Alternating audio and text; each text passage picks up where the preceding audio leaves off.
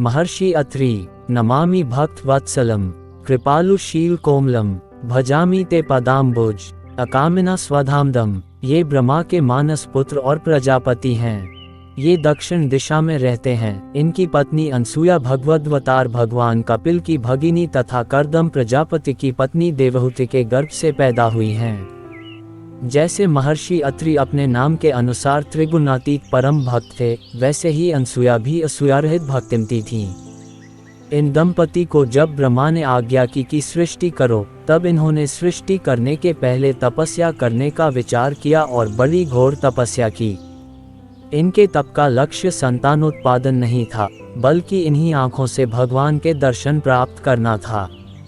इनकी श्रद्धापूर्वक दीर्घकाल की निरंतर साधना और प्रेम से आकृष्ट होकर ब्रह्मा, विष्णु, महेश तीनों ही देवता प्रत्यक्ष उपस्थित हुए। उस समय ये दोनों उनके चिंतन में इस प्रकार तल्लीन थे कि उनके आने का पता तक न चला। जब उन्होंने ही इन्हें जगाया, तब ये उनके चरणों पर गिर पड़े, किसी प्रकार संभल कर उठे और गदगद वाणी से उनकी स्तुति करने लगे। इनके प्रेम, सत्य और निष्ठा को देखकर उन्हें बड़ी प्रसन्नता हुई और उन्होंने वरदान मांगने को कहा।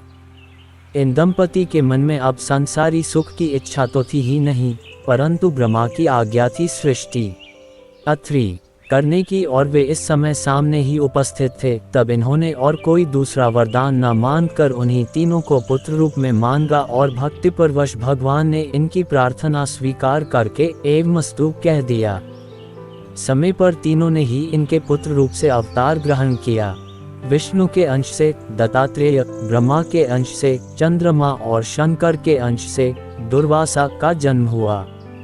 जिनकी चरण धूल के लिए बड़े बड़े योगी और ज्ञानी तरसते रहते हैं, वे ही भगवान अत्रि के आश्रम में बालक बनकर खेलने लगे और दोनों दंपति उनके दर्शन और वात्सल्य स्नेह के द्वारा अपना जीवन सफल करने लगे। अनसुया को तो अब कुछ दूसरी बात सूझती ही न थी। अपने तीनों बालकों को खिलाने पिलाने में ही वे लगी रहतीं। इन्हीं के पातिव्रत्य, सतीत्व और भक्ति से प्रसन्न होकर वनागमन के समय स्वयं भगवान श्री राघवेंद्र श्री सीता जी और लक्ष्मण जी के साथ इनके आश्रम पर पधारे और इन्हें जगत जननी माँ सीता को उपदेश करने का गौरव प्रदान किया। उस समय अत्रि जी ने बड़े ही सुंदर शब्दों में भगवान श्री रामचंद्र की स्तुति करते हुए अंत में एक हाथ जोड़कर प्रार्थना की। बिनती करी मुनि नाई से रूप कहकर जोरी बहोरी, चरण सरोरुहनाथ जनी, कबहु तजय मति मोरी।